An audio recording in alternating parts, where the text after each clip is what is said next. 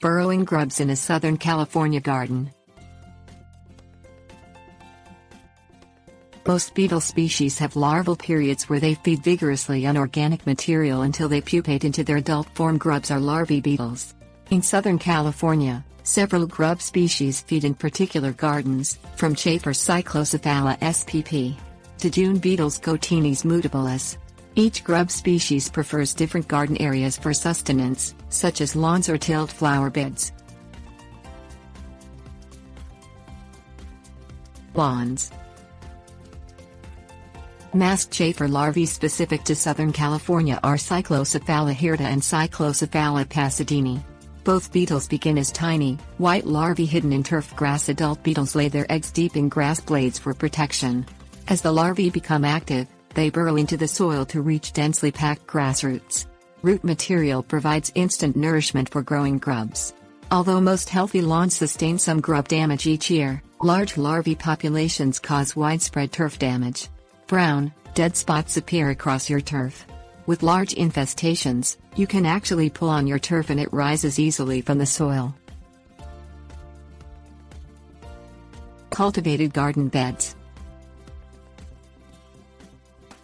June beetle larvae prefer vegetable or flower gardens as their main food source. Instead of targeting root systems, they burrow in soil for decomposing vegetation. Garden debris, manure and compost attract adult June beetles to hide their eggs initially. As grubs emerge, they quickly dig into cultivated soil to feed uninterrupted. They are often difficult to find unless you turn the soil. You may see plant growth stunting or toppled seedlings with high June beetle larvae populations in your garden. In fact, they attack root vegetables as well if organic material becomes scarce. Insecticide. If you suspect a grub infestation, gently pull up on your turf or shallowly turn your garden soil. Approximately 5 grubs in a square foot space calls for chemical intervention. Grubs quickly decimate your garden with this high-density population. For masked chafers, you must water an insecticide into the soil to bring the chemicals near the larvae hidden at the root level.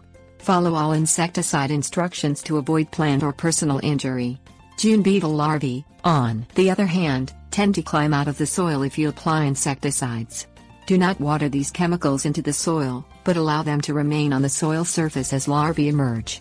Careful insecticide application allows you to preserve your plants from continual grub damage. Cultural control. Remove a small grub infestation through turf aeration. Using a solid spike machine, you pierce the ground to create beneficial air pockets while decimating feeding larvae. For cultivated gardens, expose grubs to the air and local predators by carefully tilling the soil with a garden hoe. If you have a garden area not in use, simply overwater the area to flush larvae out of the soil. They quickly drown in wet conditions.